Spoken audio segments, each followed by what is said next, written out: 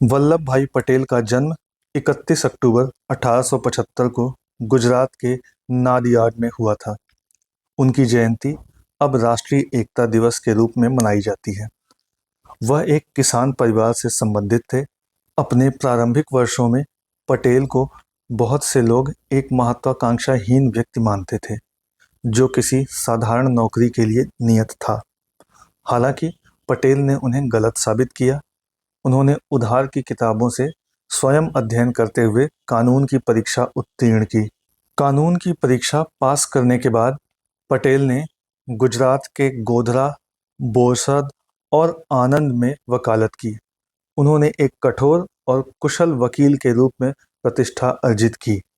दूसरों के लिए बलिदान देने की पटेल की प्रवृत्ति प्रारंभ से ही थी।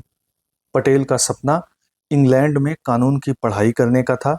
अपनी कठिन मेहनत की कमाई से उन्होंने इंग्लैंड जाने के लिए एक पास और टिकट प्राप्त कर लिया। हालांकि टिकट पर नाम लिखा था V.J. पटेल। उनके बड़े भाई विट्ठल भाई के भी वही आद्याक्षर यानी कि इनिशियल्स थे जो वल्लभ भाई पटेल के थे। सरदार पटेल को यह पता चला कि उनके बड़े भाई की भी यही इच्छा थी कि वे इंग्लैंड जाकर पढ़ाई करें। अपने परिवार की प्रतिष्ठा, क्योंकि यह अनुचित माना जाता था कि बड़ा भाई छोटे भाई के बाद जाए, उसे ध्यान में रखते हुए वल्लभ भाई पटेल ने विट्ठल भाई पटेल को अपनी जगह इंग्लैंड जाने की अनुमति दे दी। 1911 में जब पटेल की उम्र 36 वर्ष थी और अपनी पत्नी की मृत्यु के 2 वर्ष बाद वल्लभ भाई पटेल इंग्लैंड गए और लंदन के मिडिल टेम्पल इन में दाखिला लिया।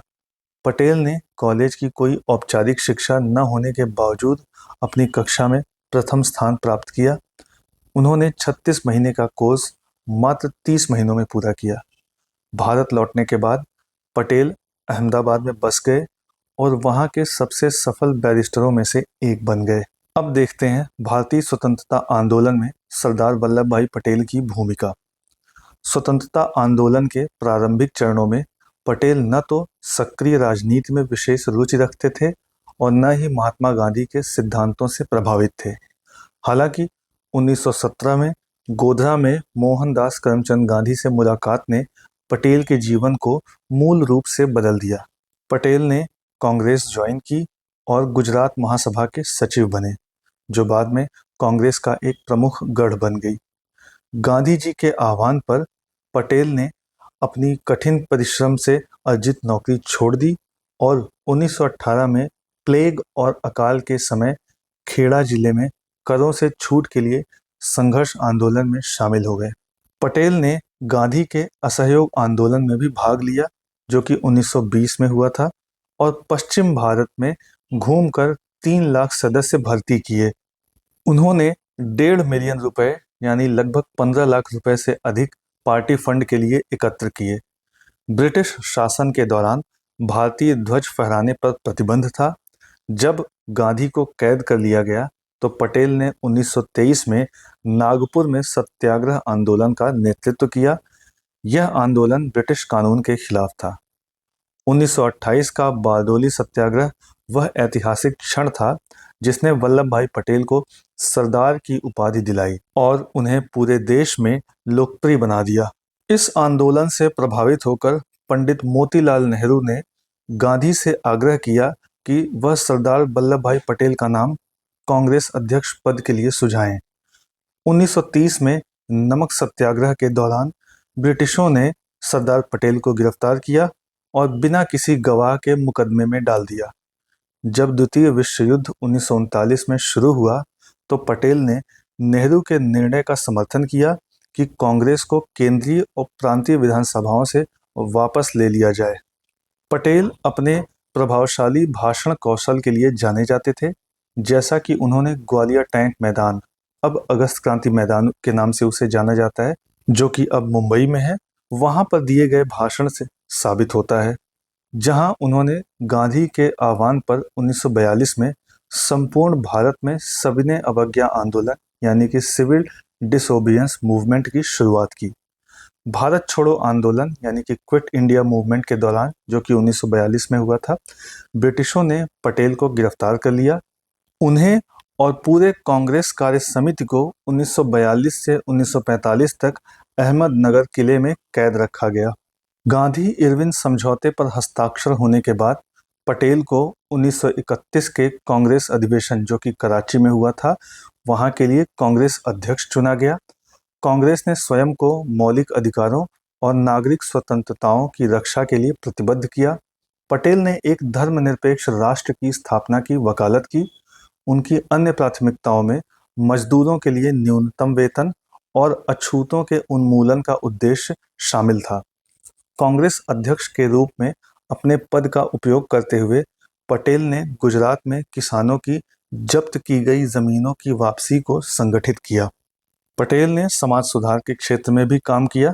पटेल ने मद्यपान, अछूत प्रथा और जातिगत भेदभाव के खिलाफ तथा महिला सशक्तिकरण के पक्ष में गुजरात के भीतर और बाहर व्यापक रूप से कार्य किया।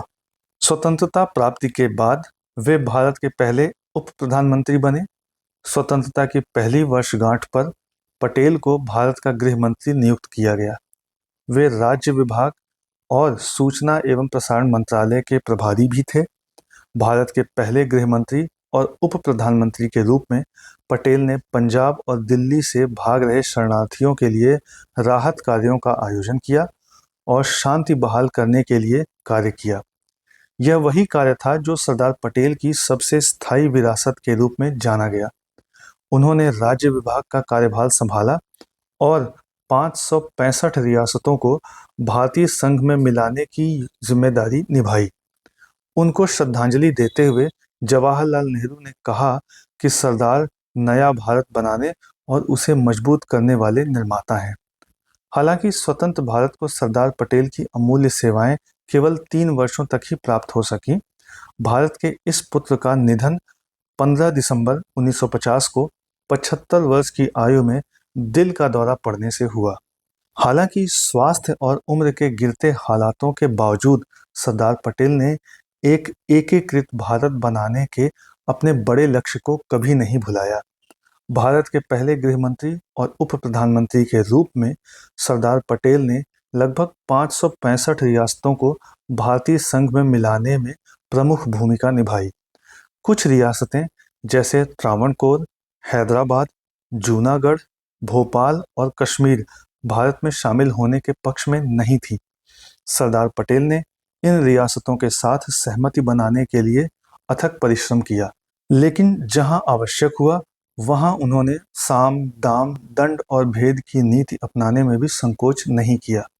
उन्होंने जूनागढ़, जिस पर नवाब का शासन था, और हैदराबाद, जहां निजाम शासन कर रहे थे, जैसी रियासतों को बलपूर्वक भारतीय संघ में मिलाया, क्योंकि दोनों भारत में शामिल नहीं होना चाहते थे। सरदार वल्लभ भाई पटेल ने रियासतों को ब्रिटिश भारतीय क्षेत्रों के साथ जोड़कर भारत के विभाजन को रोक दिया। सरदार पटेल का मत था कि यदि हमारे पास अच्छी अखिल भारतीय सेवा नहीं होगी तो हमारे पास एकीकृत भारत भी नहीं होगा। पटेल को इस बात का गहरा एहसास था कि स्वतंत्र भारत को एक मजबूत प्रशासनिक ढांचा चाहिए जो उसकी नागरिक, सैन्य और नौकरशाही व्यवस्थाओं को संचालित कर सके। उनका संस्थागत तंत्रों पर विश्वास, जैसे एक संगठित सेना और एक सुव्यवस्थित नौकरशाही, भारत के लिए एक आशीर्वाद सिद्ध हुआ। उन्होंने प्रशिक्षु अधिकारियों को यह उपदेश दिया था कि वे प्रशासन की पूर्ण निष्पक्षता और ईमानदारी बनाए रखें, और यह आज भी उतना ही प्रासंगिक है जितना उस समय था। एक बहुत महत्वपूर्ण सवाल है कि क्या सरदार वल्लभ भाई पटेल भारत के पहले प्रधानमंत्री बनने वाले थे? 15 जनवरी 1942 को अखिल भारतीय कांग्रेस समिति यानी ऑल इंडिया कांग्रेस कमेटी के सत्र में, जो कि वर्धा में आयोजित हुआ था, गांधी ने औपचारिक रूप से जवाहरलाल नेहरू को अपना राजनीतिक उत्तराधिकारी घोषित किया। गांधी के शब्दों में न राजा जी, न सरदार वल्लभ भाई पटेल, बल्कि जवाहरलाल मेरा उत्तराधिकारी होगा। जब मैं चला जाऊंगा वह मेरी भाषा बोलेगा। इस प्रकार यह स्पष्ट है कि गांधी स्वयं चाहते थे कि नेहरू भारत का नेतृत्व करें। पटेल हमेशा गांधी जी की बात सुनते और उनका पालन करते थे, जो स्वयं स्वतंत्र भारत में किसी राजनीतिक पद की महत्वाकांक्षा नहीं रखते थे। हालांकि 1946 में कांग्रेस अध्यक्ष पद के चुनाव के समय प्रांतीय कांग्रेस समितियों की राय अलग थी। वे पटेल के पक्ष में थी। भले ही नेहरू को जनता में भारी लोकप्रियता प्राप्त थी और उनका विश्व के प्रति दृष्टिकोण व्यापक था, फिर भी 15 में से 12 प्रांतीय कांग्रेस समितियों ने पटेल का समर्थन किया। पटेल की प्रशासनिक क्षमता, संगठन कौशल और नेतृत्व गुणों की व्यापक प्रशंसा हुई। जब नेहरू को प्रांतीय कांग्रेस समितियों की पसंद का पता चला तो उन्होंने चुप्पी साध ली। गांधी जी ने महसूस किया कि जवाहरलाल दूसरा स्थान स्वीकार नहीं करेगा। तब उन्होंने पटेल से कहा कि वे अपना नामांकन वापस ले लें। पटेल ने हमेशा की तरह गांधी जी की बात मानी। नेहरू ने 1946 में कुछ समय के लिए कांग्रेस अध्यक्ष पद संभाला और बाद में यह जिम्मेदारी जेबी कृपलानी को सौंप दी। स्वतंत्र भारत के प्रधानमंत्री के रूप में नेहरू की भूमिका दरअसल उनके अंतरिम मंत्रिमंडल के कार्यकाल की स्वाभाविक निरंतरता थी। जवाहरलाल नेहरू ने 2 सितंबर 1946 से लेकर 15 अगस्त 1947 तक भारत की अंतरिम सरकार का नेतृत्व किया। वह वायसराय की कार्यकारी परिषद के उपाध्यक्ष थे, जिनके पास प्रधानमंत्री के समान अधिकार थे। वल्लभ भाई पटेल इस परिषद में दूसरे सबसे शक्तिशाली सदस्य थे, जो गृह विभाग और सूचना एवं प्रसारण विभाग का कार्यभार संभाल रहे थे। 1 अगस्त 1947 को भारत की स्वतंत्रता से 2 सप्ताह पहले नेहरू ने पटेल को पत्र लिखकर उन्हें कैबिनेट में शामिल होने का अनुरोध किया। नेहरू ने यह भी लिखा कि वह पटेल को पहले से ही कैबिनेट का सबसे मजबूत स्तंभ मानते हैं। पटेल ने जवाब में पूर्ण निष्ठा और समर्पण का आश्वासन दिया। उन्होंने यह भी लिखा कि हमारा संयोजन अटूट है और यही हमारी शक्ति है। नेहरू और पटेल एक दुर्लभ जोड़ी थे। वे एक दूसरे के पूरक थे। भारतीय राष्ट्रीय कांग्रेस के इन दो नेताओं में आपसी सम्मान और प्रशंसा थी। हालांकि उनके दृष्टिकोण में अंतर था, लेकिन उनका अंतिम लक्ष्य समान था, भारत के लिए सबसे अच्छा मार्ग खोजना। मतभेद अक्सर कांग्रेस संगठन, कार्यप्रणाली या विचारधारा को लेकर होते थे। कांग्रेस के भीतर नेहरू को वामपंथी विचारधारा वाला माना जाता था, जो कि समाजवाद के समर्थक थे, जबकि पटेल के विचार दक्षिणपंथी अर्थात पूंजीवाद की ओर झुकाव रखते थे। 1950 में कांग्रेस अध्यक्ष पद के चयन को लेकर नेहरू और पटेल के बीच मतभेद सामने आया। नेहरू जेबी कृपलानी का समर्थन कर रहे थे, जबकि पटेल का समर्थन पुरुषोत्तम दास टंडन के पक्ष में था। अंततः कृपलानी को पटेल के उम्मीदवार पुरुषोत्तम दास टंडन ने हरा दिया। हालांकि यह ध्यान देने योग्य है कि इन मतभेदों के बावजूद कांग्रेस या सरकार में कभी कोई गंभीर विभाजन नहीं हुआ। अब बात करते हैं गांधी और पटेल की। पटेल हमेशा गांधी के प्रति वफादार रहे। हालांकि कुछ मुद्दों पर उनके विचार गांधी से अलग थे। गांधी जी की हत्या के बाद पटेल ने कहा, मैं स्वयं को उनसे अधिक कुछ नहीं मानता, मैं केवल उनका आज्ञाकारी सैनिक हूँ। जैसे करोड़ों लोग उनके आह्वान पर चलने वाले सैनिक थे, एक समय था जब लोग मुझे उनका अंध अनुयायी कहते थे, परंतु मैं और वे दोनों जानते थे कि मैं उनका अनुसरण इसलिए करता था क्योंकि हमारे विश्वास समान थे। सोमनाथ मंदिर का पुनर्निर्माण सरदार पटेल के भारत के प्रति दृष्टिकोण का प्रतीक है। उन्होंने इस पुनर्निर्माण को एक राष्ट्रवादी कार्य के रूप में देखा, न कि किसी धार्मिक उद्देश्य से प्रेरित होकर। 1947 में जूनागढ़ के भारत में विलय के बाद पटेल ने मंदिर का पुनर्निर्माण करने का संकल्प लिया। जवाहरलाल नेहरू ने राज्य के मामलों से धर्म को अलग रखने का आग्रह किया, लेकिन डॉक्टर राजेंद्र प्रसाद, जो कि भारत के पहले राष्ट्रपति थे, ने इस परियोजना का समर्थन किया और मंदिर के पुनः उद्घाटन समारोह में शामिल भी हुए। सोमनाथ मंदिर का पुनर्निर्माण भारत के सांस्कृतिक पुनर्जागरण का प्रतीक बन गया, यह संदेश देते हुए कि भारत केवल अपने घावों पर विलाप नहीं करेगा, बल्कि उन्हें भरकर उठ खड़ा होगा। अब सरदार वल्लभ भाई पटेल के आर्थिक विचारों के बारे में जानते हैं। पटेल के आर्थिक विचार व्यवहारिक और स्थिरता पर केंद्रित थे। वे न तो पूर्ण पूंजीवाद में विश्वास करते थे और न ही पूर्ण समाजवाद में। उनका मानना था कि भारत की आर्थिक नीति को उत्पादकता, दक्षता और आत्मनिर्भरता पर आधारित होना चाहिए। उन्होंने निजी क्षेत्र और सार्वजनिक क्षेत्र दोनों के बीच संतुलन की आवश्यकता पर जोर दिया। उनके विचार में किसान भारत की अर्थव्यवस्था की रीढ़ है। वे चाहते थे कि कृषि को औद्योगिक विकास के समान महत्व दिया जाए। उन्होंने भारत के लिए योजनाबद्ध आर्थिक विकास का भी समर्थन किया, परंतु यह भी चेतावनी दी कि योजना केवल कागजों पर बनी योजनाओं तक सीमित न रह जाए, बल्कि वह धरातल पर भी दिखे।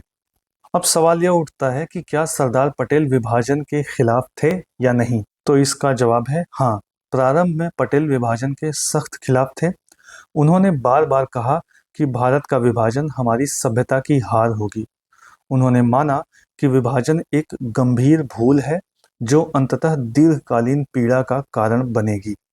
फिर भी जैसे जैसे परिस्थितियां बिगड़ती गईं, दंगे, सांप्रदायिक तनाव और मुस्लिम लीग की हठधर्मिता बढ़ती गई, पटेल ने महसूस किया कि यदि देश को बचाना है तो विभाजन स्वीकार करना ही होगा।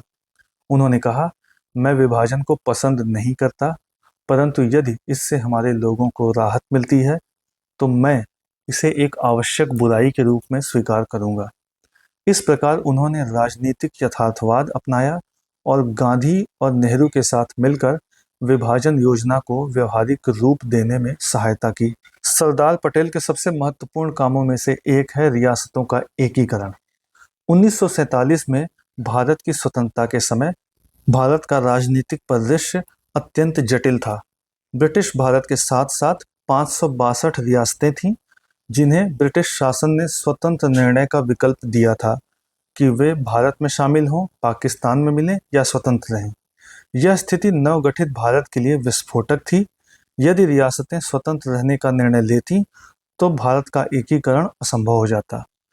इस चुनौतीपूर्ण कार्य का जिम्मा सरदार वल्लभ भाई पटेल को सौंपा गया, जो उस समय गृह मंत्री और राज्यों के मंत्रालय के प्रभारी थे। सरदार पटेल ने वीपी मेनन के साथ मिलकर एक अद्भुत राजनीतिक और कूटनीतिक रणनीति अपनाई। उन्होंने सभी रियासतों के शासकों को समझाया कि भारत में सम्मिलित होना उनके लिए, उनके लोगों के लिए और क्षेत्र की स्थिरता के लिए आवश्यक है। उनकी दृढ़ता, धैर्य और व्यावहारिक दृष्टिकोण ने असंभव प्रतीत होने वाले कार्य को संभव बना दिया। उन्होंने इसे रक्तहीन क्रांति कहा, यानी कि ब्लडलेस रिवॉल्यूशन। उनकी कूटनीति के परिणाम स्वरूप 562 में से 559 रियासतें स्वेच्छा से भारत में सम्मिलित हो गईं। बाकी हैदराबाद, जूनागढ़ और कश्मीर ने कुछ समय तक प्रतिरोध किया, लेकिन अंततः वे भी भारत का हिस्सा बने। उनके दृढ़ निश्चय और लोहे जैसी इच्छा शक्ति के कारण ही उन्हें भारत का लौह पुरुष कहा गया। उन्होंने देश को एकजुट करने के लिए न केवल राजनीतिक बल्कि प्रशासनिक, सामाजिक और मनोवैज्ञानिक स्तर पर भी अपार परिश्रम किया। उनका प्रसिद्ध कथन था, हमारी समस्याएं कितनी भी बड़ी क्यों न हो, यदि हम दृढ़ संकल्पित हैं तो उन्हें हल करना असंभव नहीं है। उन्होंने साबित किया कि राष्ट्र निर्माण केवल भाषणों से नहीं बल्कि दृढ़ कार्रवाई और निर्णायक नेतृत्व से होता है। सरदार वल्लभ भाई पटेल की विरासत आज भी भारत के हर नागरिक के हृदय में जीवित है। उन्होंने न केवल भारत को एक राजनीतिक इकाई के रूप में जोड़ा, बल्कि भारतीयों में एकता, आत्मविश्वास और राष्ट्रभक्ति का भाव भी जगाया। उनकी स्मृति में 31 अक्टूबर को हर वर्ष राष्ट्रीय एकता दिवस के रूप में मनाया जाता है। 2018 में उनके सम्मान में स्टैच्यू ऑफ यूनिटी, दुनिया की सबसे ऊंची प्रतिमा, नर्मदा नदी के तट पर केवड़िया, गुजरात में स्थापित की गई।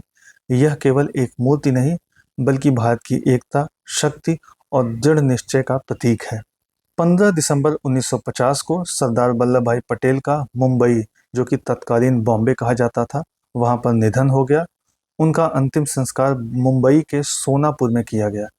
उनकी मृत्यु पर प्रधानमंत्री जवाहरलाल नेहरू ने कहा, वह व्यक्ति जिसने भारत को एक किया अब हमारे बीच नहीं है। हमने अपने राष्ट्रीय जीवन का एक विशाल स्तंभ खो दिया है। 1947 से 1950 के बीच जब भारत ने राजनीतिक संक्रमण, विभाजन और रियासतों के एकीकरण का दौर देखा, तब पटेल ने अपनी अनुपम दृढ़ता, कर्तव्यनिष्ठा और नेतृत्व क्षमता से देश को स्थिर रखा। उनकी मृत्यु के बाद भारत सरकार ने उनके योगदान की स्मृति में कई संस्थानों और परियोजनाओं का नाम सरदार पटेल के नाम पर रखा। उनकी स्मृति में बनाया गया स्टैचू ऑफ यूनिटी, जिसकी ऊंचाई 182 मीटर यानी 597 फीट, दुनिया की सबसे ऊंची प्रतिमा मानी जाती है। यह प्रतिमा 31 अक्टूबर 2018 को प्रधानमंत्री नरेंद्र मोदी द्वारा राष्ट्र को समर्पित की गई। यह केवल एक स्मारक नहीं, बल्कि उस आत्मा और शक्ति का प्रतीक है जिसने भारत को खंडित टुकड़ों से एक शक्तिशाली राष्ट्र बनाया। सरदार वल्लभ भाई पटेल भारत के इतिहास के उन महानतम नेताओं में से एक हैं जिन्होंने देश की राजनीतिक, प्रशासनिक और सामाजिक एकता की नींव रखी। उन्होंने न केवल रियासतों का एकीकरण किया, बल्कि भारतीय प्रशासनिक सेवा और भारतीय पुलिस सेवा जैसी संस्थाओं के निर्माण से भारत की शासन प्रणाली को मजबूती दी।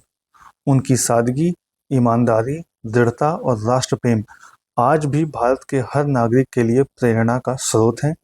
उनका जीवन हमें यह सिखाता है कि सच्चा नेतृत्व केवल सत्ता नहीं, बल्कि जिम्मेदारी, त्याग और निष्ठा का काम है। आज जब हम एक एकीकृत और शक्तिशाली भारत की ओर देखते हैं, तो उसकी नींव में सरदार पटेल का अदृश्य परंतु अटूट योगदान सदैव विद्यमान रहेगा। वीडियो अच्छा लगा तो लाइक, शेयर और कमेंट करें। इसी तरह के और भी अपडेट्स जानने के लिए सब्सक्राइब करें एजलेसनेस।